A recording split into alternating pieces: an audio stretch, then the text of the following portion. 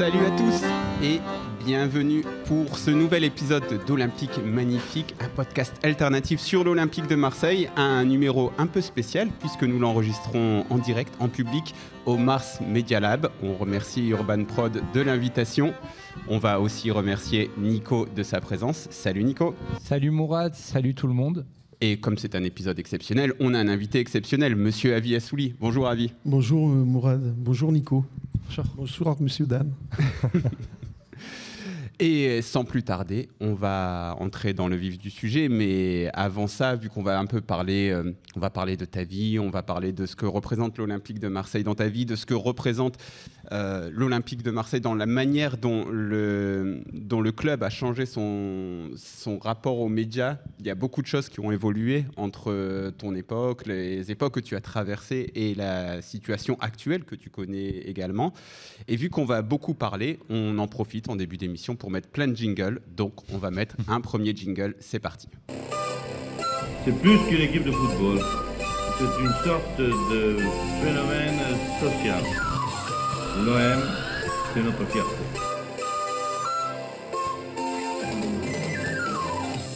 Voilà, Avi, tu l'as reconnu, monsieur oui, qui parle. Forcément. C'est qui? Dis-le pour les plus jeunes auditeurs. Le jingle là. Voilà. Parle bien dans le micro, Avi. Ah pardon. Eh ben c'est ce qui ouvre tous les matchs du stade au stade Vélodrome. Non, mais c'est Jump. Et dans l'interview, il y avait l'ancien maire de Marseille. Ah oui, bien sûr. Gaston Defer. Gaston Defer, voilà. Alors Avi, pour ceux qui ne te connaissent pas, tu es d'abord connu mondialement dans tout Marseille, parce que notre monde c'est bien marseillais, hein. se réduit à Marseille pour avoir été la voix de l'OM pendant combien, 25 ans, c'est ça? Plus que ça. Mais bon, c'est bien 25, ça me rajeunit un peu. Voilà, sur France Bleu Provence, tu as été donc voilà, le commentateur des matchs de l'Olympique de Marseille. Tu es celui qui a bercé un peu beaucoup de générations lorsqu'on n'avait pas Canal+, lorsqu'on ne pouvait pas regarder les matchs, on était coincé dans les embouteillages. Ça arrive parfois à Marseille. C'était la bonne époque. Voilà, Tout le monde était obligé de mettre la radio. Absolument. Moi le premier, je me suis éveillé à l'Olympique de Marseille avec vous. Ah ben alors. Voilà, et on voit. Et tu vois, je vois qu'il est marqué. Hein. Ça me fait très bizarre de vous avoir en face de moi avec votre voix et c'est plein de souvenirs qui remontent. Et tu n'as pas fait que ça, puisque avant l'OM, tu as eu une vie. Tu as fait 1 milliard de boulots. On va peut-être en parler un peu comment tu es arrivé au journalisme. Et après l'OM, tu as aussi été député, conseiller régional. Enfin, tu as fait une parenthèse. C'est une parenthèse, voilà. Tu as fait 1 milliard de choses. Mais nous, ce qui nous intéresse, c'est l'OM. Et donc, on va écouter un premier extrait. Extrait d'une interview que tu avais donnée à France Bleu, justement au moment de ton départ. Ah, oui. Et on écoute et tu nous dis après si tu répéterais les mêmes choses aujourd'hui. Bah, vous savez, un match de football, Lolo, c'est un film. Et des films, chaque semaine, il y a un nouveau scénario. On ne peut pas dire qu'un match ressemble à un autre. C'est impossible. Il y a toujours quelque chose. Et puis à l'OM, on est bien servi. Il y a tout dans l'OM. Il y a les faits divers, il y a la politique, il y a le showbiz, il y a le sport, il y a les stars. On jette, on fait une statue à un joueur, le lendemain, on le descend. Il y a 800 000 citoyens marseillais, il y a 800 000 entraîneurs et chacun a son propos. Vous savez, quand je passe dans une rue, je m'arrête à tous les 3 mètres parce qu'on me demande. Alors moi, vous savez, je suis diplomate comme tout le monde. Je donne toujours raison, mais bon, c'est vrai que Marseille, c'est spécial. L'OM, ça fait partie de la vie. On peut pas vivre sans l'OM, c'est pas possible. Bon, alors quand tu réentends ça, où est-ce que tu as pris tout ça? Sur ta chaîne Dailymotion. Je suis même pas au courant. Je sais pas qui a dû faire ça. Écoute, c'est fou. Bon. Alors, quand tu réentends ça, ça t'inspire quoi? Est-ce que tu changerais un seul mot dans ce que tu disais à ce moment-là, en 2009 donc? Non, au niveau de la passion, au niveau de ce qu'est l'OM à Marseille, non. Non, c'est toujours pareil, ça n'a pas changé. Ce qui a changé, ce sont les joueurs qui sont plus les mêmes. À l'époque, on était ensemble, on allait souvent, enfin, on pouvait aller à l'entraînement tous les jours. C'était ouvert tout le temps. Au jour d'aujourd'hui, c'est régulé, réglementé. Si les journalistes, les confrères dont tu es, vous y allez qu'une fois par semaine, et encore, c'est très rare. Et puis c'est 1 heure, pas avant. Voilà, c'est impossible. C'est plus comme ça. C'est plus comme ça. On va revenir à tout ça, mais la place, la place de l'OM dans la ville, c'est toujours la même chose. Ah oui, oui, bien sûr, et c'est même peut-être plus. J'ai l'impression que c'est encore amplifié, à mon avis. Hein. Est-ce que tu es d'accord, Nico? Est-ce que c'est amplifié la place de l'OM? Est-ce qu'elle s'est amplifiée dans la ville de Marseille de 2009 à 2023? Je pense oui. L'OM est encore plus devenu un phénomène global et un phénomène culturel et un phénomène d'appartenance.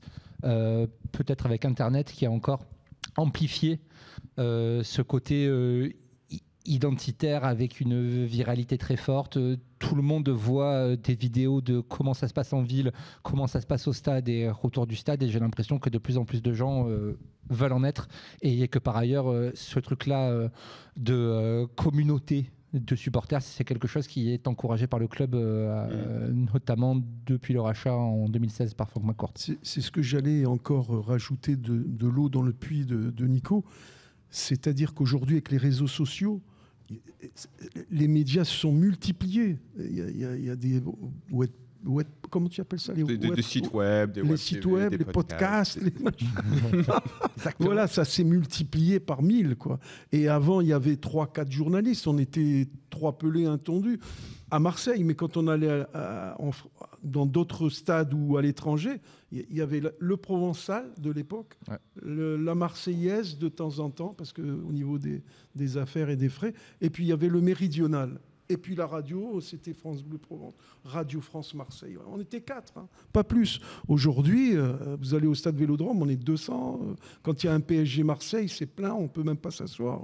Voilà, donc ça s'est amplifié à mon avis, par rapport aux réseaux sociaux et tout ce qu'il en est. Parce que chacun a un réseau, chacun met son petit message et ça se multiplie.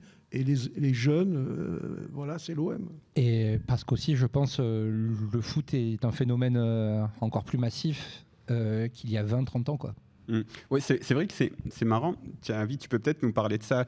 Je parlais avec Thierry Audibert, donc, qui est un supporter qui va au stade depuis Skoblar, et qui me disait, en fait, ce truc maintenant de se dire, si tu vas au stade sans le maillot, t'es un traître. Si tu vas sans le truc, ça c'est nouveau en fait. Moi, quand j'allais au stade, à la limite, t'avais l'écharpe, il n'y avait pas de FC Parvis. Tu sais ce qu'on appelle le FC Parvis, c'est ces gens qui se réunissent avant le match et qui font la fête devant le stade Vélodrome.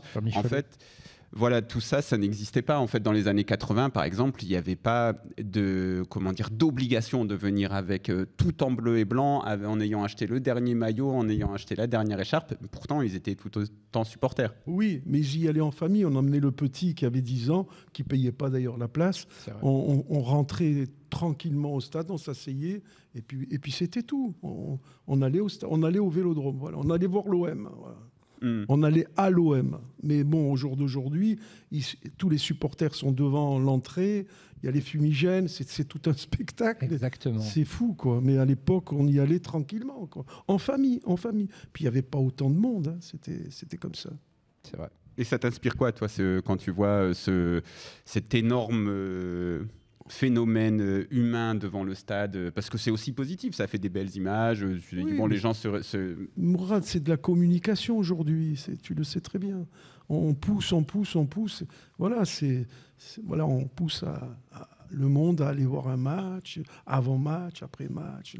C'est la multiplication de l'argent, entre guillemets. C'est-à-dire, tu vas au stade, tu dois acheter le maillot, l'écharpe, tu dois aller au bar, prendre un... Voilà, donc c'est ça, c'est le commerce. C'est plus ce que c'était. Avant, c'était naturel, voilà, humain.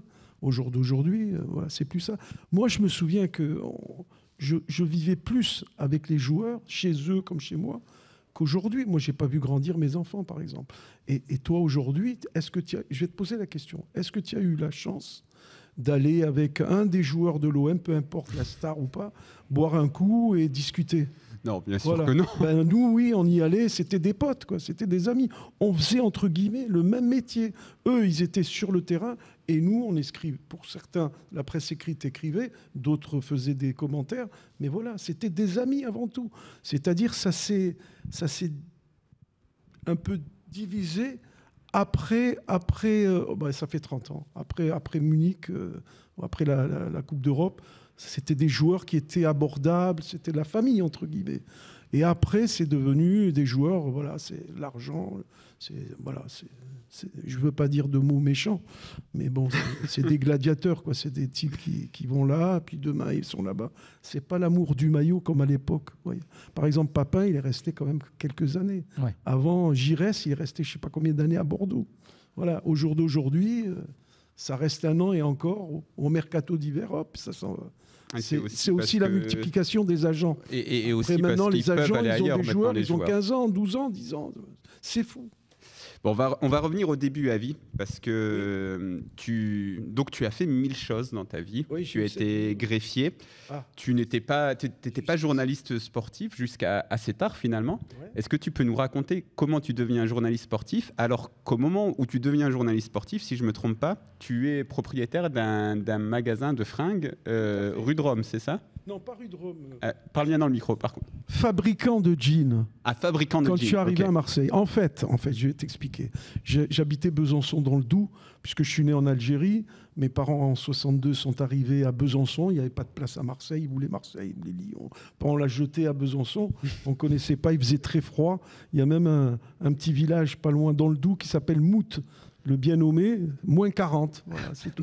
Et donc, nous, on arrivait d'Algérie, le soleil, la chemise, et tout l'argent passait dans les fringues, les trucs, les vestes, etc. Donc, j'arrive à Besançon, je fais mes études de droit, enfin, le lycée, la fac, et puis après, mes parents, on était une famille assez nombreuse, mes parents étaient âgés quand ils sont arrivés à Marseille, donc c'était l'aîné qui travaillait, quand il se mariait, c'était celle qui était après, puis après c'était mon tour, donc j'ai dû arrêter mes études et j'ai passé un examen, puisque je faisais du droit, j'étais en 2e année, je passais en 3e, mais il fallait manger, quoi, à l'époque. Tu as même eu une carrière de footballeur modeste. Bah oui, n'a pas duré longtemps. Non. Mais tout de même, tu as joué des matchs en 2e division. Oui, j'ai fait 3 matchs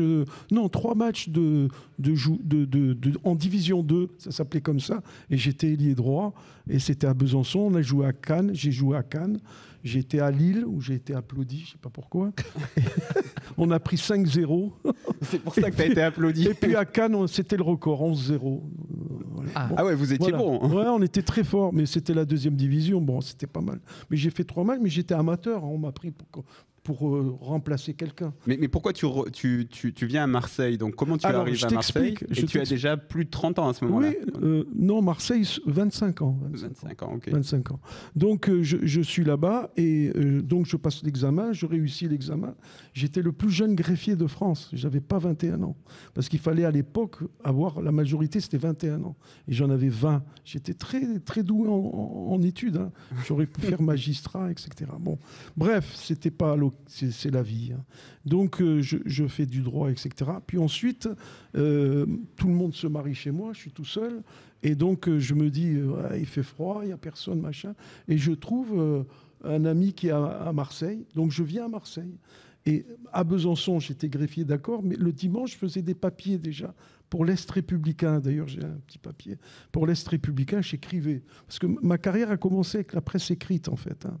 Et après, c'était l'audiovisuel, c'était France 3 à Besançon, où je faisais des commentaires aussi. Et puis après, bon, j'arrive à Besançon, je commence à travailler, j'ouvre... enfin, je ne savais pas quoi faire. J'ai cet ami-là, il me dit, écoute, ouvre, le jean marche bien. Et je m'adapte à tout, donc j'ouvre pas une boutique, un petit atelier de rien du tout. Il y avait trois ouvrières et j'ai commencé à fabriquer. La marque, c'était Nino Pucci, parce que j'adore l'Italie. C'était une marque qui s'appelait Nino Pucci. Donc je vendais des jeans un peu partout ici, quand c'est possible. Et puis un jour, je suis au stade Vélodrome et le vieux stade Vélodrome, je m'assois et par bonheur, je ne sais pas pourquoi, ça c'est la vie. Chez nous ici, on dit le mektoub. Hein. Ouais. Donc je m'assois en tribune de presse sans faire exprès. Et à côté de moi, il y avait un journaliste qui écrivait. Et il me dit, mais qu'est-ce que tu fais là? Je dis, mais je sais pas. Il y avait une place, je me suis assis normalement. Il me dit, bon, ben reste, c'est bien. Et ce gars-là, j'ai dit, mais qu'est-ce que vous faites? Il me dit, ben, j'écris ce que je vois. Je lui dis, et vous êtes journaliste pour ça? Vous écrivez ce que vous voyez? Je dis, mais c'est facile à faire, ça. Il me dit, eh ben fais-le. J'ai dit, oui. Ben alors après, je me suis présenté. Ça m'a donné une envie, tout en travaillant. Hein. Je me suis présenté à la Marseillaise. Il y avait Fasano, etc., qui est décédé, paix à son âme. Et il m'a dit, bah, si tu veux piger, j'ai dit oui. Puis après, C'était facile à l'époque. Hein. C'est plus difficile aujourd'hui. Très facile. De fil en aiguille, je suis passé au Provençal. Mais il y avait un journal qui sortait l'après-midi, qui s'appelait Le Soir. Ouais. Et c'était Claude Batty, qui était le rédacteur en chef. Je me suis présenté, je dis, je fais le sport, je fais des piges. S'il y a quelque chose, il me dit non, le sport, c'est pas la peine. On a la Ligue 1, c'est les professionnels. Si vous voulez, vous faites les faits divers. Je dis, pourquoi pas? J'ai commencé par les faits divers. Ah bon? Donc j'allais à l'évêché et je prenais les notes et puis je transcrivais ça. Et le journal paraissait le soir. Là, enfin l'après-midi en fait. C'était à l'époque, vous n'avez pas connu ça. Les moins de 20 ans, c'est pas la peine. Donc il y avait le gars bon, qui on a plus de 20 ans, mais c'est gentil. Mais le gars se promenait avec une casquette, il avait un sac où il y avait les journaux, c'était marqué Le Soir, et il faisait ça à la criée. Qui veut Le Soir? Puis il inventait, il disait scandale à la mairie. C'était pas vrai, c'était pas bon. C'était extraordinaire. Voilà. Donc je faisais les faits divers, et de fil en aiguille, un jour je vais au stade Vélodrome. Alors j'ai connu ma femme parce que j'allais repartir à Besançon. Oui. Puis je croise ma future femme. Nino Pucci, ça fonctionnait pas? Je suis resté ici. Comment? Nino Pucci, ça fonctionnait pas? Si, ça fonctionnait, mais comme vous diriez, ça fait bon, j'étais pas très grand vendeur, et puis diriger le commerce et moi, ça passe pas. Et donc je suis tombé dans le mauvais panier. Les autres ont réussi dans le commerce, pas moi. Voilà, et donc de fil en aiguille, alors je termine, je commence à faire des papiers à droite, à gauche pour la Marseillaise, etc. Et je vais à l'entraînement. Et je vois une petite annonce dans le journal, cherche un correspondant sur Marseille pour le journal, pour le magazine Crampon, ça s'appelait Crampon, pour les enfants de 10 à 15 ans. J'ai dit, pourquoi pas? Donc j'ai écrit, le mec m'a convoqué à Lyon, c'était rue de Brest, tu vois. C'était mon premier papier. Et il me dit, écoutez, on vous engage, pourquoi pas? Nous, Marseille nous intéresse. Et comme j'habitais Marseille, il m'a tout de suite pris. Donc c'était l'époque de Tapie, Carieux, la fin Carieux et le début de Tapie. Donc j'ai fait les magazines, etc. Puis j'ai eu le bonheur d'aller en Italie pour la Coupe du Monde, pour le magazine Crampon, et de fil en aiguille, ça a avancé. J'allais souvent à la commanderie. C'est beaucoup plus dur aujourd'hui. Oui, bien sûr. Mais ça, c'est la période, je sais pas, la chance, voilà. Et puis après, comme j'allais souvent à la commanderie, j'avais Radio France Inter. Et France Inter, c'était un copain qui s'appelait Luc Azot, qui venait, qui me voyait toujours en train d'écrire, en train d'interviewer. J'y reste, c'était facile. On les avait tout de suite, on avait tout, quoi. Ils étaient, voilà. Et il me voyait tout le temps. Et il me dit, écoute, moi, le foot, ça ne m'intéresse pas, tu ne veux pas piger pour la radio? J'ai dit, je ne comprends rien. Moi. Ah, c'est le gars qui t'a dit, moi, je fais les commentaires radio, mais ça ne m'intéresse pas, tu ne veux pas le faire à ma place. Voilà. Alors, mais avant ça... Ça aussi, ça n'existe plus. Non, ça n'existe plus. Avant ça, j'étais à Fun Radio, je vais t'expliquer. C'est l'affaire de Nice, quand j'ai vu plein de buts. Peut-être qu'il y a dû avoir l'anecdote. À un moment donné, j'avais un cousin qui avait un restaurant rue de Rome, qui s'appelait, tu sais, le passage, la rue de Rome. Il y avait Virgin, je ne sais pas comment ça s'appelait. Voilà, donc il avait le restaurant. Ouais. Et moi, quand j'avais le temps, je l'aidais un peu, et puis je mangeais gratuitement. Bon. Donc à un moment donné, j'étais là, et il y avait le directeur de Fun Radio qui venait installer sa station à Marseille. Et il connaissait pas, il disait, je cherche, et il dit à ce cousin, il lui dit, voilà, est-ce que tu connais un journaliste qui fait l'OM? Parce que je voudrais faire l'OM, les reportages et tout. Et le cousin, il vient, il me fait, ça t'intéresserait pas de faire? Je dis, mais j'ai jamais fait de radio. Il me dit, ben, va le voir. J'ai dit que tu étais journaliste. Je me présente au mec. Il me dit, je lui dis, le cousin m'a dit que vous cherchiez un journaliste. Je lui montre la carte de presse parce qu'après... Et il me dit, ben, ça m'intéresse, venez me voir au bureau lundi. Et les bureaux de Fun Radio, c'était rue Saint-Ferréol à l'époque. Donc j'y vais et il me dit, ben, écoutez, ça marche très bien. Il y a un match à Nice la semaine prochaine. Nous, on a vendu la publicité. C'était les meubles Léna, enfin les meubles qui payaient. Et nous, on vous donne 1000 francs par reportage. Putain, je suis tombé sur le cul. J'ai dit, pourquoi, pardon d'être vulgaire. J'ai dit, ben, pourquoi pas. Et donc, on m'envoie à Nice. Et il me dit, vous savez vous servir du reportophone. Enfin, à l'époque, c'était un téléphone, machin. Je dis, oui, bien sûr. J'avais jamais fait de radio, jamais. Tu ne savais pas du tout t'en servir. Du tout. Alors, je prends ça et je ne savais pas m'en servir. Je prends ma voiture, je vais à Nice. Et là, il y avait Eugène Sacomano, tous les grands. Sacomano, machin, enfin, les grands, tu vois. Et on me donne une cabine, c'était des cabines en bois. Je suis là et il y a Sacomano à droite. J'avais que des grands, Europe 1, RTL, France Inter. Et je ne savais pas comment me brancher. Je ne savais pas. Et c'est comme ça qu'on a eu une amitié extraordinaire avec Eugène. Et il me dit, mais qu'est-ce que tu fais là, tu te branches pas? Je lui dis, mais je suis désolé, je ne sais pas. Il me dit, alors tu fais comme... J'ai dit, attendez, j'ai pris un papier, j'ai écrit tout ce qu'il m'avait dit.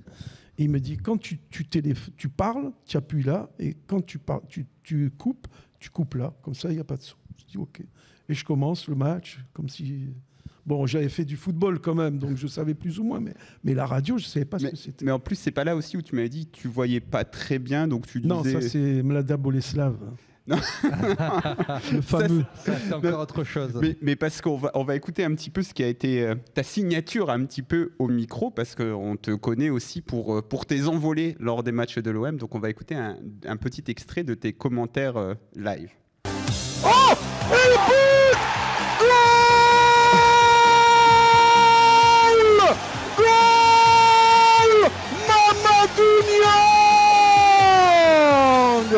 Mamadou Niang qui égalise. Nous sommes à la 6e minute de jeu. Mamadou Niang. 6e minute de jeu, retenons notre souffle. Taïwo et le goal! Taïwo! Pourquoi tu as pris c'est Sacomano, c'est ça? Non, alors je te termine cette histoire, tu vas rire. Donc je suis avec Sacomano, je mets le truc, je fais le match, et puis je voyais des buts partout, je voyais le ballon, il était là. Alors qu'il n'y avait pas de but, c'est-à-dire que tu voyais des buts, mais il n'y en avait pas. L'OM avait perdu, je pensais que tout le monde pensait que l'OM avait gagné. Je rentre sur Marseille, et je sais que c'est mon premier et mon dernier match, évidemment. Donc le lendemain, je ramène le matériel. Et la secrétaire tout affolée me dit, le directeur veut te voir, le directeur veut te voir. Je dis, oui, je sais. Donc j'arrive, je pose le matériel, je rentre à son cabinet, son bureau. Il me dit, asseyez-vous. Je lui dis, oui. Il me dit, vous savez pourquoi je veux vous voir absolument? Je lui dis, oui, j'ai compris. Il me dit, mais vous avez compris quoi? Que c'était pas ça, quoi. J'ai compris, j'ai dit des buts alors que non, machin. Il me dit, mais non, c'était très bien, on a été affolés par les coups de fil, machin et tout. Mais s'il vous plaît, attendez que la balle rentre dans les buts. Et c'était là que ça a commencé. Après Fun Radio, donc j'allais tous les matchs et les entraînements à la commanderie. Les entraînements, c'était Lumini, c'était un peu épique. Et donc là, François Lucaso, qui était titulaire à France Inter, France Info et France Bleu Marseille, Radio France Marseille, ça s'appelait. Et il me dit, voilà, moi, je sais les commentaires, machin, est-ce que tu veux pas faire des piges pour me prendre au moins les interviews d'avant-match, si c'est possible? Je dis oui. Moi, je dis toujours oui à tout le monde. La parole, je t'ai dit oui à toi aussi. Et donc, je ne sais pas dire non. Et donc, je lui dis oui. Puis le lendemain, il me donnait le Nagra. Il m'a expliqué comment il fallait faire. Voilà. Je suis allé à l'entraînement. J'ai fait les matchs, les sons d'avant-match. Et stupéfaction, ça passait à France Inter. On m'entendait, voilà, France Inter, France Info. Ouais, interview de Avi Assouli. Putain, toute la France m'avait écouté. Et puis, de fil en aiguille, quand on allait jouer à Auxerre, il y a le journal du coin qui m'appelait, qui me disait, vous pouvez pas me faire quelques lignes? Oui, puisque j'étais tout terrain, moi, je faisais le papier. J'étais pigiste partout. Donc, si tu écris pas, tu gagnes pas ta vie. Donc, bon, après, ça s'est agrandi.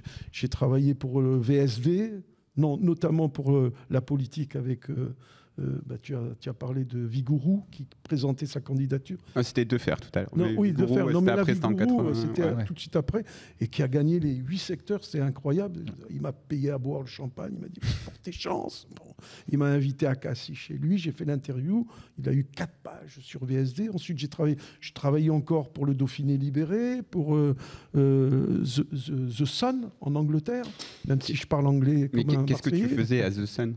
Eh ben, il y avait Waddle à l'époque qui travaillait. Ils étaient fous de ça. Donc, il fallait inventer des histoires. Je leur inventais, moi aussi. Comme il n'y avait pas d'internet et qu'on ne devait pas rentrer facilement, etc. Donc on trouve quelqu'un sur place voilà. pour un peu avoir. Tout à fait. Et là, ça a pris des proportions. J'ai vu des papiers du Sun qui étaient pris. Moi, j'ai vu un papier en Inde à Viasso. C'est fou.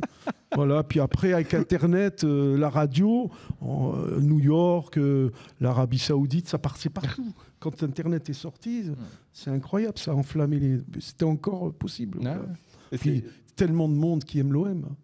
D'ailleurs, j'ai la médaille d'honneur du club de New York, les amis de New York, l'OM. Le club des supporters. Parce que j'ai été là-bas, ils m'ont invité, et puis j'ai le maillot, c'est marqué, il y a la statue, et il y a marqué OM New York.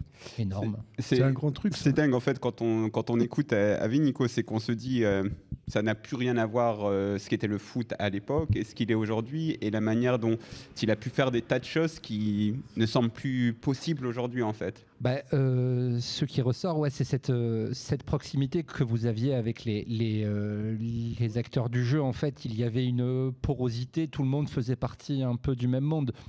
Aujourd'hui, on se rend compte en fait qu'on a complètement sanctuarisé la parole des joueurs, des entraîneurs. C'est-à-dire que la communication, à part entière, elle fait partie du spectacle footballistique aujourd'hui. Il y a ces conférences de presse qui sont filmées en live, qui sont débriefées dans des émissions de débat. La communication des entraîneurs, des joueurs fait partie de la gestion de la saison. Et on se rend compte que c'est aussi ça, je pense, qui crée aujourd'hui les discours de communication qui sont complètement lénifiants et creux de tous ces acteurs-là, parce que ça fait partie d'une codification de leurs propos, et que donc chaque propos est scruté et commenté, et qu'aujourd'hui, plus personne ne dit rien parce que ça a des conséquences qui sont importantes sur le jeu, quoi. Tout à fait. Et puis ce qui a fait l'explosion du football national en France, c'est l'arrivée de Tapi. Ah, bien sûr. Et j'ai commencé avec Tapi, en fait, réellement. Il y avait Carieux, puis après, j'ai suivi toute l'histoire. Et puis comme Tapi, c'est devenu un ami, avec la famille, on est mais qu'est-ce qu'il a changé concrètement? C'est-à-dire, parce qu'il y a beaucoup d'argent, il amène beaucoup d'argent, donc... C'est aussi négatif parce que justement les gens deviennent un peu moins. Il n'a pas amené beaucoup d'argent. Hein. C'est l'intelligence de Tapi, c'est un homme hors du commun. Un petit peu d'argent. Il a créé la rivalité entre Bordeaux et l'OM déjà au départ.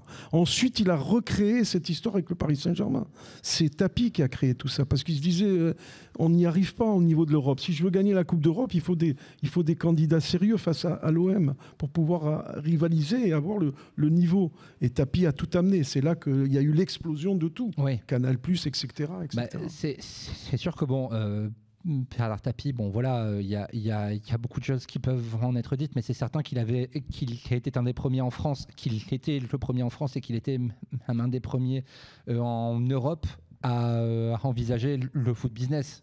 Je crois que quand il arrive dès 86, il passe des contrats de publicité, d'affichage autour de la pelouse qui sont visionnaires. C'est un des architectes de ce qui deviendra la Ligue des Champions plus tard.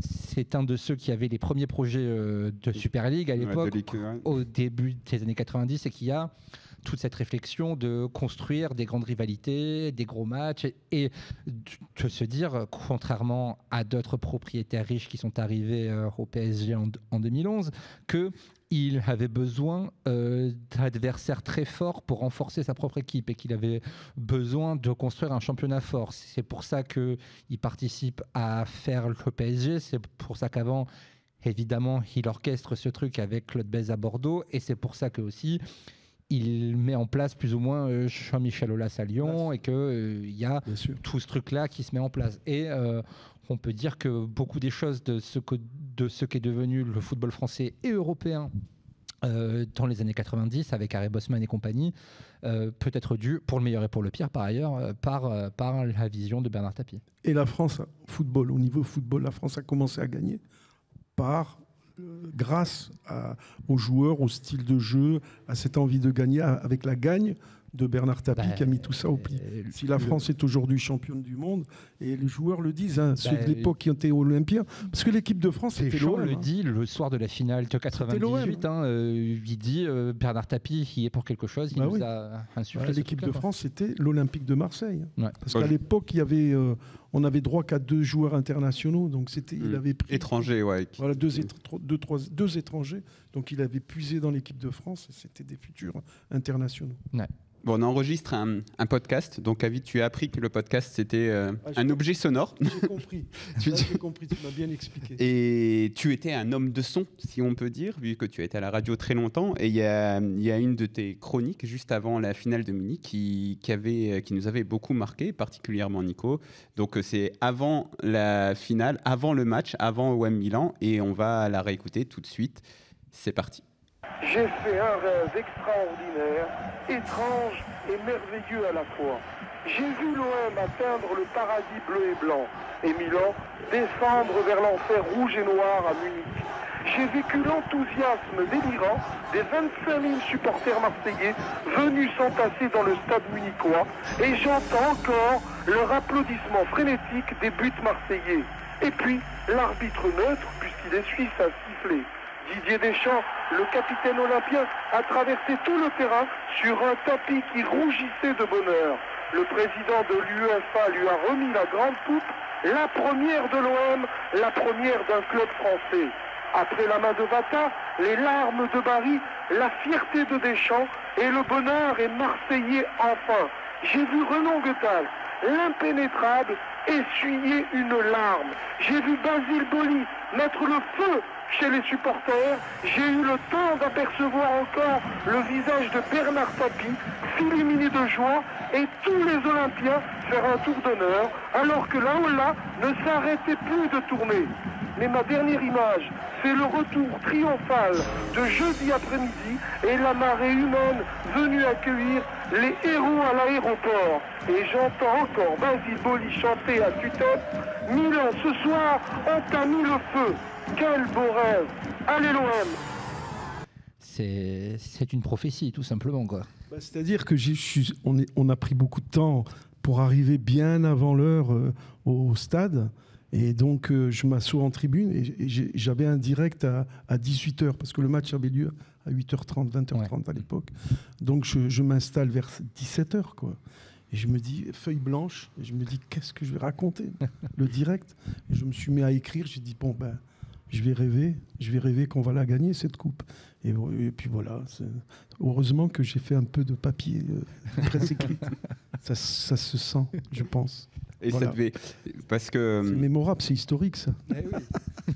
Et c'est d'autant plus mémorable que ça a dû être d'autant plus mémorable pour toi, puisque 1 an plus tôt, tu connais un opposé émotionnel, puisque tu es dans les tribunes de Furiani, où tu es pas loin de perdre la vie. Et tu peux nous raconter un petit peu comment ça s'est passé, comment ce grand écart entre le moment où ta vie a été en danger à Furiani et le bonheur suprême de Munich. Est-ce que tu peux nous raconter un peu ce grand écart émotionnel, tout ça en suivant l'OM? Ben écoute, j'ai pris le dernier avion pour Furiani, pour la Bastia, le dernier. Et à l'aéroport, il y a le père de Marc Fada, qui était photographe à la Marseillaise. J'avais beaucoup de liens avec la Marseillaise jusqu'à présent. Et le père de Marc, il me dit « Avis, vous faites attention à mon fils ». Je lui dis « Monsieur Fada, ne vous inquiétez pas, il arrivera rien ». Parce que on avait plus peur du public, tu vois. Je lui dis « Vous inquiétez pas, il est avec moi, il n'y a pas de souci ». Et puis on embarque, dernier avion, on arrive à Bastia.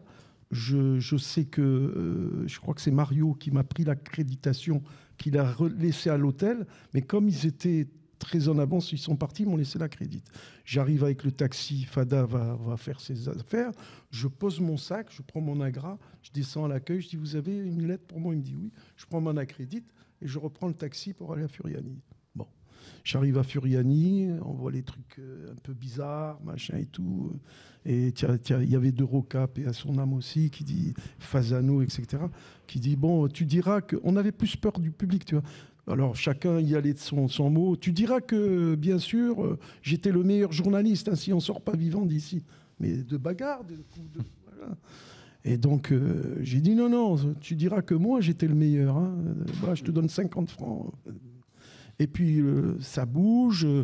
Je monte là-haut, tout là-haut. Parce qu'on va réexpliquer. Donc, ils avaient monté, pour qu'il y ait plus de spectateurs et donc plus de recettes, les dirigeants Bastier avaient monté à la hâte une tribune un peu n'importe comment. Et c'est dans cette tribune où vous étiez. C'est une tribune qui était un peu encadrée dans un autre... C'était des bouts de fer, en fait. Ils ont mis des ronds dans des carrés, quoi. Voilà. Et quand on passe, on devait passer sous la tribune pour partir de l'autre côté et monter les escaliers. Et quand on passe en dessous, mais c'était...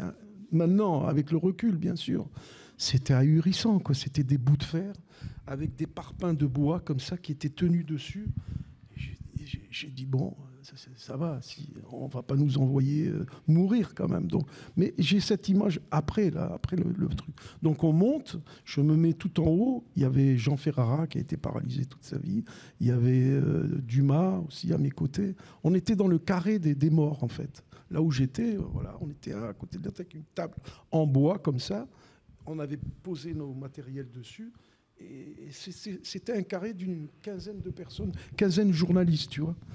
Et donc, des Corses notamment, de Corse Matin, etc., de Frequenza Mora, des amis, voilà. Et on commence le match. Et puis ça bouge. Et j'ai un direct, comme d'habitude, avant le match. Le coup d'envoi, c'était 20h30. C'était à cette époque-là. C'était ces horaires-là. Et à 20h15, je prends c'est habituel chez nous, on dit ce qui se passe. Et j'ai eu cette... je ne sais pas si c'était prémonitoire. J'ai dit, voilà, on est tout là-haut. Tout là-haut, ça bouge un peu, on se croirait sur un bateau. J'espère être là à la fin du match. Qui m'a dit de dire ça? D'ailleurs, ça a été enregistré. Et à un moment donné, j'attends, 20h20, je mets la main comme ça sur le... J'étais le dernier de la rangée, hein, on était les derniers. Derrière c'était le ravin, enfin, c'était le vide. Je mets la main comme ça, il y a une planche de fer qui est tombée. C'est pas possible. Et puis à un moment donné, 20h20, 20h15, le speaker du match, qui est un ami, c'est Jean-Pierre Paoli, qui faisait le speaker au Stade de France, notamment au Parc des Princes, et qui dit « Mais s'il vous plaît, messieurs, dames, ne faites pas de bruit, ne tapez pas partout. » C'est pas un match de tennis. Hein, et donc, j'ai été un peu surpris qu'il dise ça.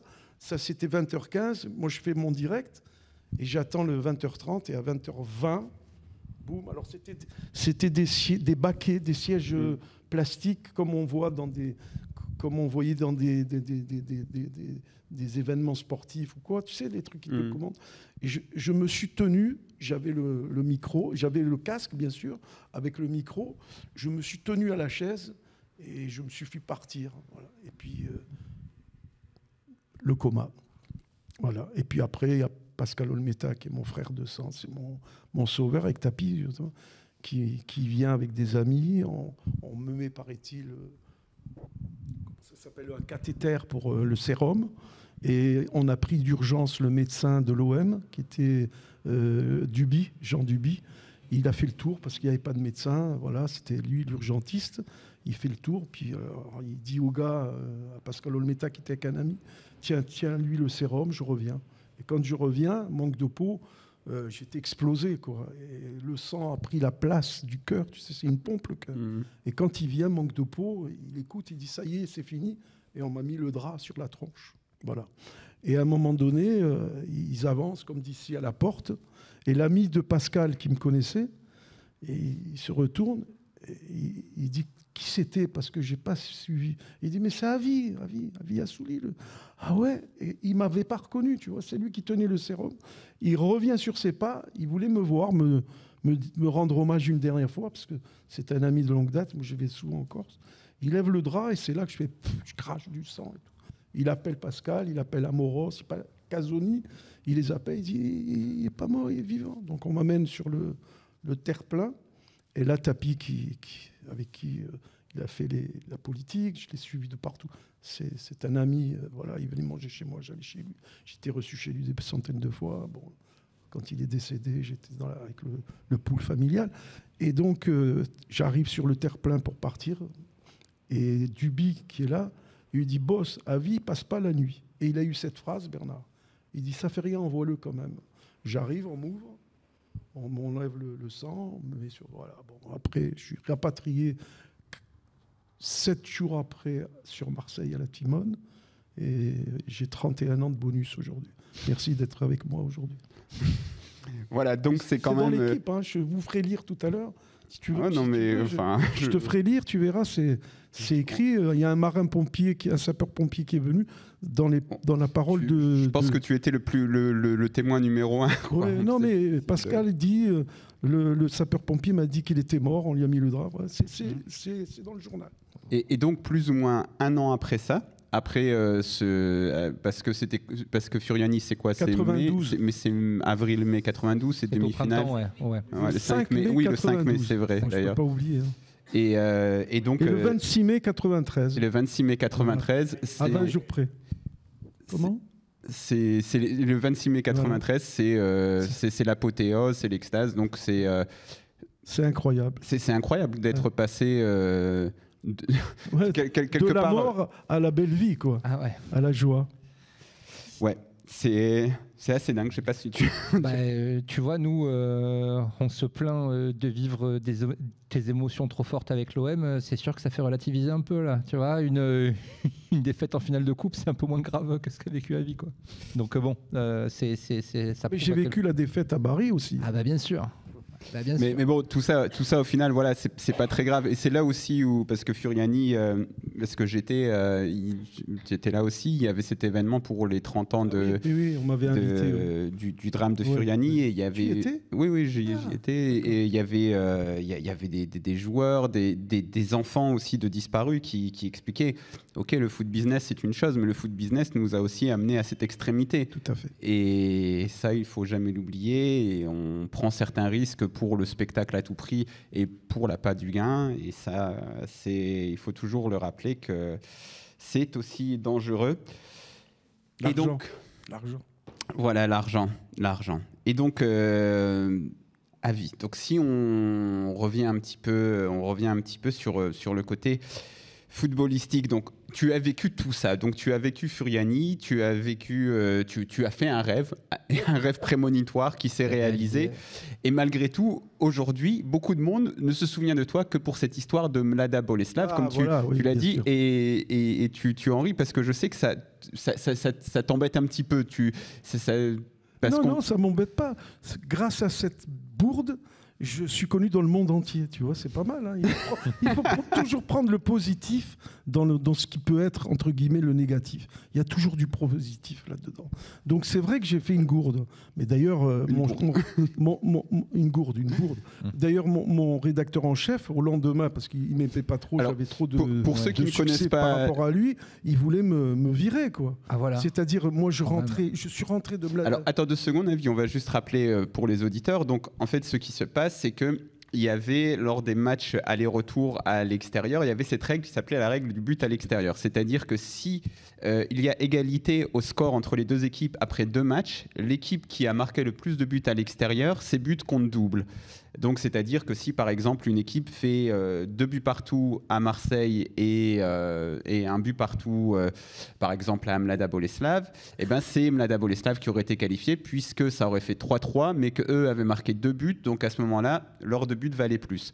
Sauf que Avi s'est un peu emmêlé les pinceaux. Et le fait est que l'Olympique de Marseille s'était imposé 1-0, si je ne me trompe pas, au match aller donc, contre le Mlada Boleslav en Coupe d'Europe. Et au retour, le Mlada Boleslav l'avait emporté 4-2. Mais l'Olympique de Marseille avait marqué assez tôt, ce qui, à cette époque-là, on se disait, bon, on a marqué un but à l'extérieur, on a gagné le match à l'aller, donc on est à peu près on est à peu près à l'abri, mais finalement avec 4-2 plus 1-0, ça fait 4-3 au final, et c'est là où Avi s'est emmêlé les pinceaux, et il ne comprenait pas parce que les Tchèques faisaient la fête, et il a cette phrase...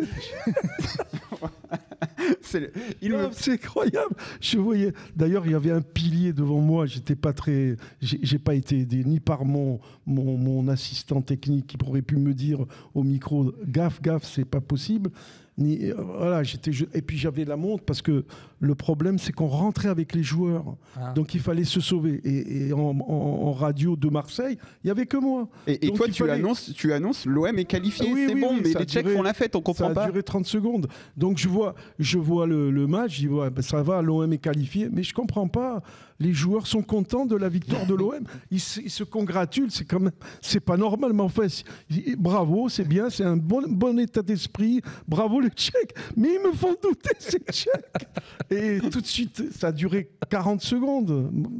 Et puis après. Mais parce qu'en studio aussi, on te dit pas. Mais non, mais Avi, personne ne te dit. On m'a laissé seul dans la NAS. Et donc, je suis tombé vraiment bien. Et le lendemain, donc on rentre avec... Il faut que je te raconte, ça a été terrible. Je rentre avec les joueurs.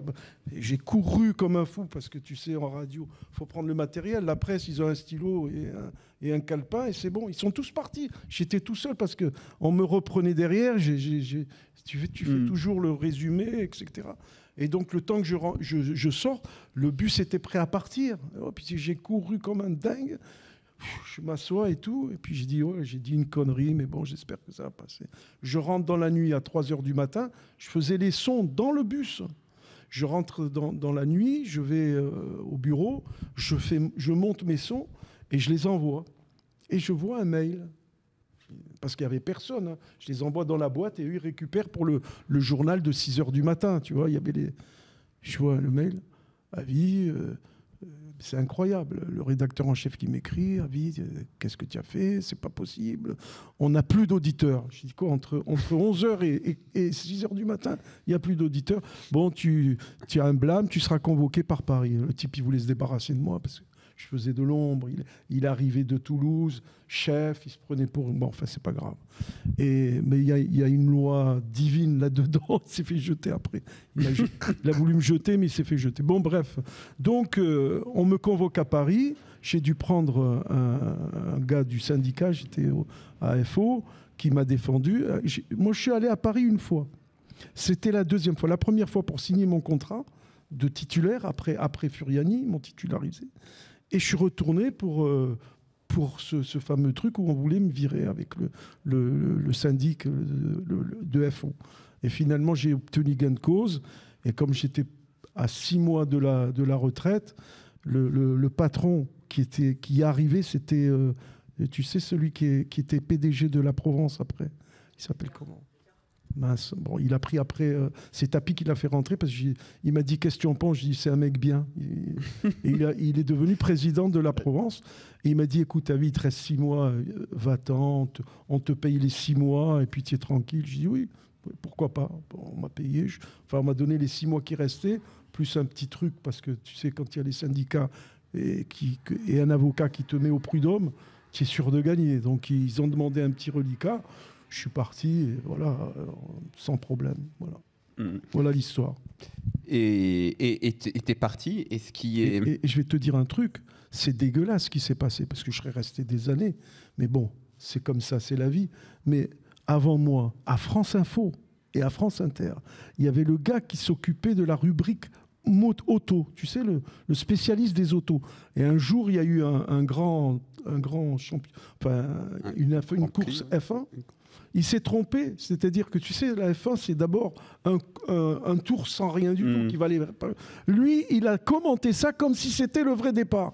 Et on n'y a rien fait. Donc, ils se sont basés là-dessus. Il y a eu tellement de conneries, mais juste à moi, ça s'est tombé. Mais bon, c'est malheureux, mais c'est comme ça. Ouais. Et ensuite, donc, quand tu pars, ce qui est assez dingue, c'est que tu vas devenir député. Alors, là aussi, comment on devient député?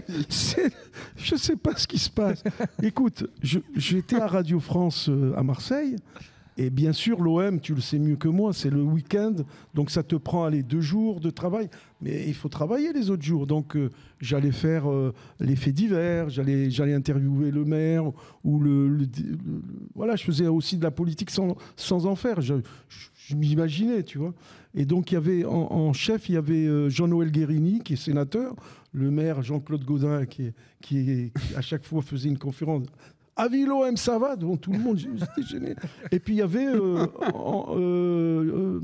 Monsieur Vauzel, Michel Vauzel, qui était le président du conseil régional. Et moi, je venais de terminer. Il nous avait invités, Gaudin, pour les vœux à la presse du maire. C'était début janvier, 4 mois après, tu vois. C'était au mois de janvier, fin janvier presque. Donc je vais, si j'étais encore journaliste, puisque j'étais pris en compte jusqu'à mars, je crois. Et donc, je suis invité, j'ai reçu l'invite, comme tous les journalistes, et je suis là, on est une quarantaine, ça vient de toute Marseille, et puis, voilà, machin et tout. Et je sors de là, et sans histoire, sans problème, je rentre chez moi, et puis j'ai un message sur le téléphone, c'est Patrick Menucci, qui est le directeur de campagne de Michel Vauzel, PS. Et il m'a le message, il me dit « Rappelle-moi, c'est urgent, rappelle-moi, c'est urgent ». Je l'appelle, je dis « Qu'est-ce qui se passe ?» Il me dit « Écoute, tu sais, je suis plus journaliste là. Ça y est, dans 2 mois, ça y est, la retraite sonne, c'est terminé. Là, j'y suis encore, mais sans y être, puisque je suis payé sans y aller. Il voulait tu vois, pour pas qu'il y ait de problème avec les chefs. Et j'ai dit « Mais je suis plus journaliste ». Il me dit « Non, mais ça tombe bien. Si tu es à la retraite, c'est encore mieux. Voilà, on a un déficit en sport à la région. Et M. Vauzel veut absolument t'avoir sur sa liste. » J'ai dit, mais j'ai jamais fait de politique. Moi, tu déconnes, je comprends rien. Laisse-moi tranquille. Non, mais écoute, il faut que tu viennes le voir. Il me prend rendez-vous, j'y vais. Fais-moi pour ça. C'est un ami. Patrick, avis, sois sympa, viens. Et je vais chez Vauzel. Et Vauzel, il me dit, voilà, j'ai un déficit, j'aimerais vous avoir sur ma liste. Vous aurez un bureau, une secrétaire, la voiture. J'ai dit, mais j'ai jamais fait de politique, monsieur le président. Et il me dit, écoutez, c'est pas la peine, vous savez parler, je vous ai tenu le micro. Vous allez remettre tout simplement. Nous, on fait des dotations pour tous les clubs de Marseille et de la région. Mais il voulait aussi un peu profiter de ta notoriété, voilà, parce que tu étais... oui, je suis pas bête, hein, c'est sûr. Donc il me dit, voilà, vous voterez les dotations. Et puis vous irez remettre des médailles le dimanche avec un petit discours. Bon. Alors je peux. C'est pas dur la politique. Non. Viens, on en fait. Et là je lui dis, parce qu'il savait pas si c'était du lard ou du cochon, ou alors que j'étais un extraterrestre. Je lui dis, mais il me dit, bon ben on peut vous présenter à la presse demain. Je dis quoi? Je lui dis, écoutez, Monsieur le Président, Michel, voilà. J'aimerais pas que les autres, que le maire, que le président du conseil départemental, de la métropole, etc., l'apprennent par la presse, par le journal, alors que j'ai travaillé avec eux, je vous ai interviewé à vous autres. Et il s'est dit, par chou, je dis, vous pouvez pas me laisser le temps de les avertir, puis après on fera ça. Il me dit, bon, bah alors, c'était un mardi, je crois. Il me dit, alors vendredi, on peut vous présenter à la presse? Je lui ai dit oui, en principe, j'aurais eu le temps de les avertir. Comme une recrue, quoi. Voilà, une recrue. D'ailleurs, sur le journal, c'était marqué Mercato, Avis Assouli, transféré à la région. C'était ça. Et donc, j'appelle M. Guérini, je dis voilà, Gaudin, et c'était Caselli aussi. Ils m'ont dit bon, tant que c'est pas contre moi, c'est bon, politique. Voilà. Et alors pour prolonger c'est beau Marseille. C'est rigolo. Et puis pour prolonger l'histoire pour être député, donc j'étais à la commission sport, d'accord. J'étais conseiller régional aux grands événements sportifs et je m'occupais de l'OM aussi. C'est d'ailleurs moi qui ai créé la dotation au centre de formation. C'est moi qui l'ai inventé. Qui a été avec Vauzel, avec Renaud Muselier récemment. Oui, pour le partenariat. Alors tiens, en face de toi, celui qui a créé la dotation, parce que l'OM n'a jamais reçu de dotation. Seulement, moi, je m'étais... Là, c'était une nouvelle dotation, il me semble. Oui, non, mais c'est moi qui avais créé. Pourquoi? Parce que c'était interdit à la politique de donner, enfin, aux collectivités locales, de donner des subventions aux clubs. Alors, il fallait trouver la parade. Et moi, j'ai trouvé qu'il y avait le centre de formation, qu'il y avait des professeurs qui donnaient des cours aux jeunes. Et donc, on payait les professeurs via cette dotation. Et donc, il a fallu... Alors, je ne donnais pas qu'à l'OM. Il y avait Nice, il y avait Cannes, il y avait voilà. Donc la création, c'est à vie, ton ami qui l'a.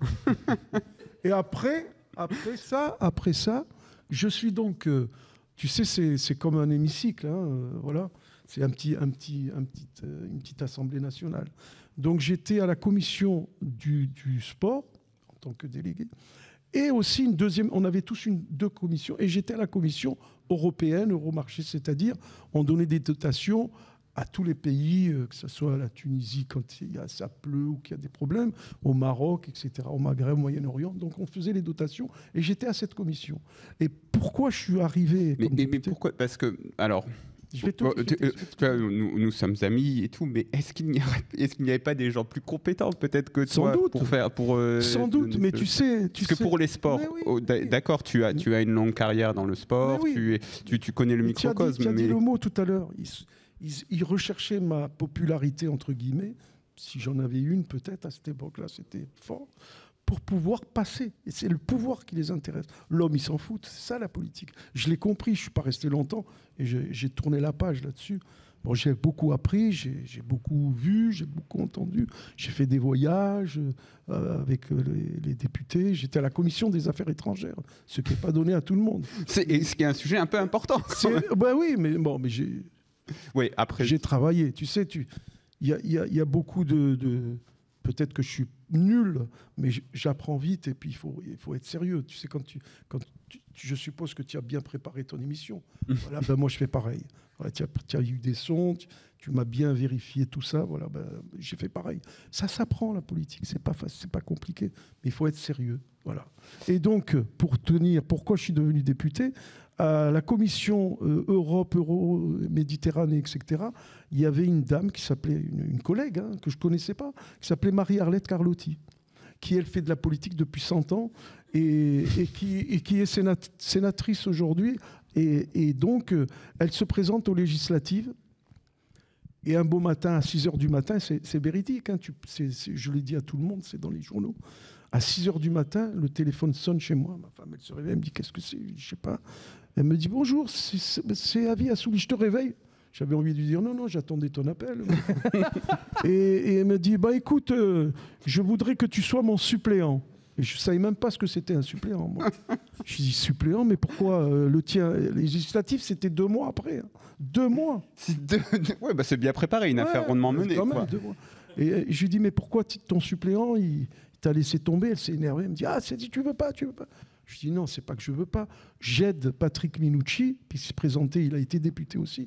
J'aide Patrick Minucci pour je téléphone à ses électeurs, je les appelle, toujours.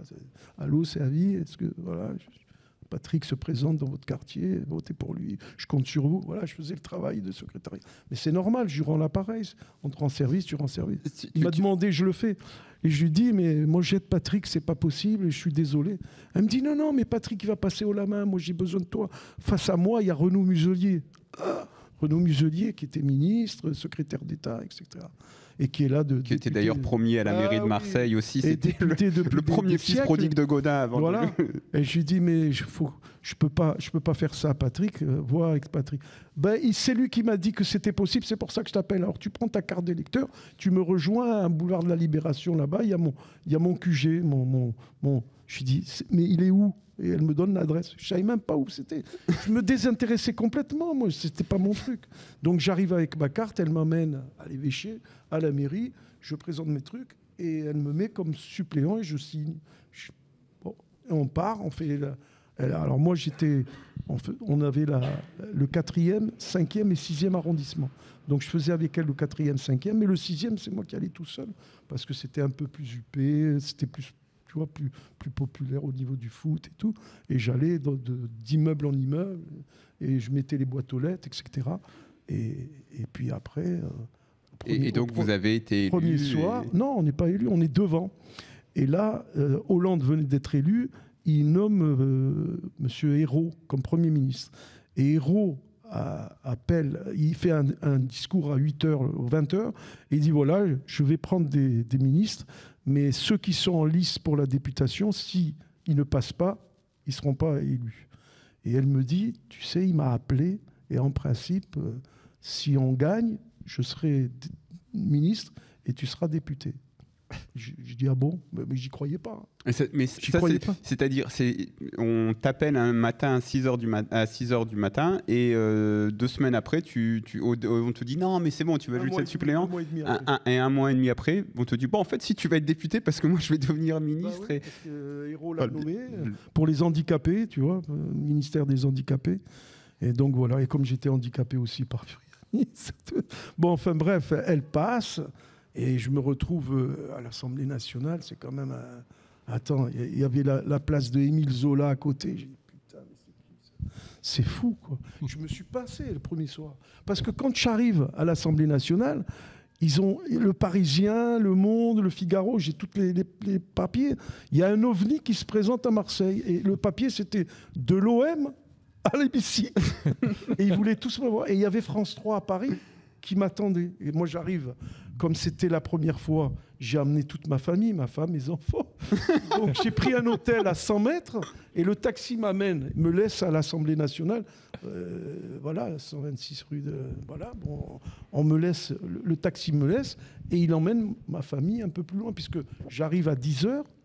J'avais pris l'avion très tôt, à 7h je crois. On arrive à 10h et eux continuent puisque la première séance c'est 15h.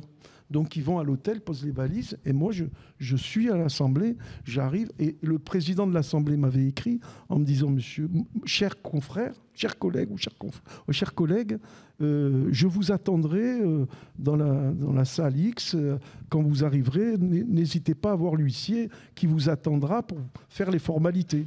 Tu vas... Ils te prennent en photo, ils te font signer, ils te donnent le badge. Enfin, c'est la folie, quoi. Tu en as jusqu'à midi, quoi. Et donc, je devais voir le président. Et donc, j'arrive... Le président de l'Assemblée nationale. J'arrive, je le vois. Donc, il est connu, je le vois, je vais m'avancer vers lui. Et tu as la télé qui arrive. Alors, c'est quel effet, machin? Il me pose des questions. Et je vois le président partir. Je dis, putain, comment je vais faire? Bon, il s'en va. Et donc, je finis, l'huissier vient me chercher, on va écrire les machins, l'adresse, le téléphone, les machins, enfin, le badge, etc. On prend en photo dans l'hémicycle, chacun, voilà, tu passes là-dessus, on te donne le badge, et puis je viens pour rentrer, et je m'aperçois qu'il y a Claude Barthelone, président de l'Assemblée, qui me dit, j'ai pas voulu vous déranger, vous aviez la télé. C'est des trucs de fou. C'est dingue, Nico, quand on entend des trucs de fou. À vie, c'est-à-dire que... C'est comme un rêve. À la base, il est journaliste... Il suit l'OM, donc il est journaliste un peu par hasard, et puis il vit des choses comme Furiani, comme le 26 mai 93. Il est au plus proche des décideurs locaux, de toutes les personnes un peu importantes. Il finit à l'Assemblée nationale, tout ça à travers l'OM, quoi. Ouais. Ça dit aussi le pouvoir qu'a l'OM, la puissance. Si je peux me permettre, tu sais comment on m'appelait à l'Assemblée? Le député de l'OM. Ah bah, c'est normal. Mais ça prouve effectivement le pouvoir de ce club. Et ce que raconte ta vie, c'est bon, des rencontres, des circonstances, un peu des choses qui se sont passées comme ça. Mais ça permet aussi de mettre en perspective le comportement d'un certain nombre d'acteurs du club et autour du club. C'est pour ça qu'il y a beaucoup de gens qui veulent être président de l'OM. Il y a beaucoup de gens qui veulent avoir l'image de l'OM. Il y a beaucoup de gens qui veulent se rapprocher de ça. Et...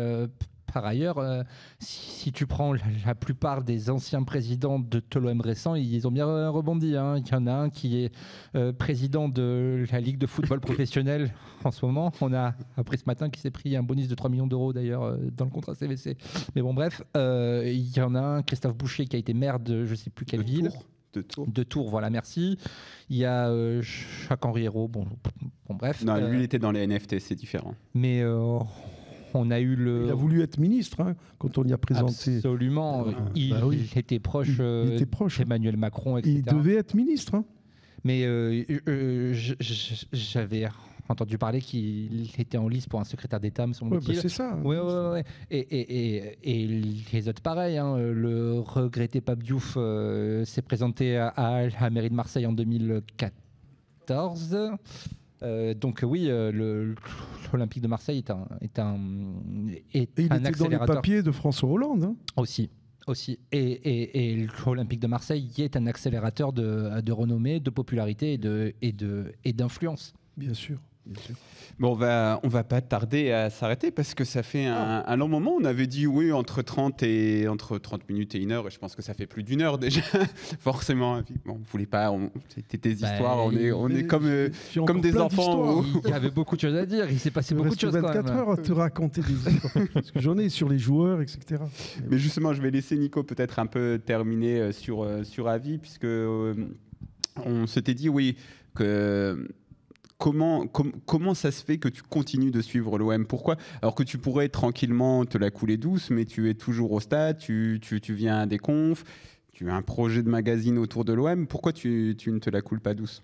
Parce que s'arrêter de travailler, c'est mourir. Et comme j'ai failli mourir une fois, je ne veux pas recommencer une deuxième.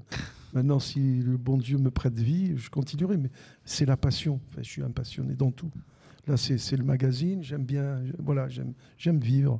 Puis ce que j'ai eu m'a aidé à évaluer ce que c'est que la vie. Il faut aimer les autres. Il faut donner. En fait, tu t'imagines pas. J'ai pas besoin. Je fais le magazine pas pour moi.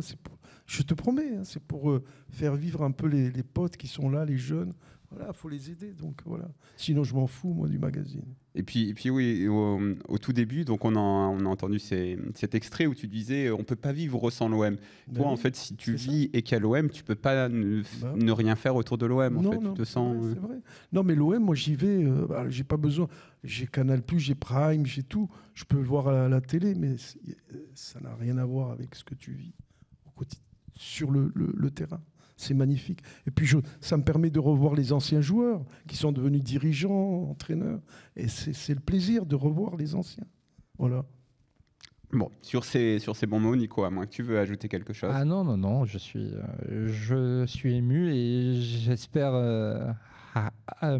arriver à autant de décennies de suivi de l'OM avec la même passion, avec le même intérêt pour tout ça, parce que c'est quand même un truc qui nous suit pendant toute la vie, et il n'y a pas énormément de choses en fait avec lesquelles on a autant de fidélité finalement quand on y pense. Voilà, merci beaucoup Avi. Merci à toi, merci Morad, merci Nico, et merci à vous tous. Merci d'être venu surtout. Merci encore à Urban Prod. Et à l'OM. Hein. Et à l'OM bien sûr. Et à très bientôt pour d'autres épisodes d'Olympique Magnifique. C'était très facile de gérer le stade Vélodrome. Quand on faisait OM Forbach avec 434 personnes, maintenant avec 45 000, c'est un autre problème.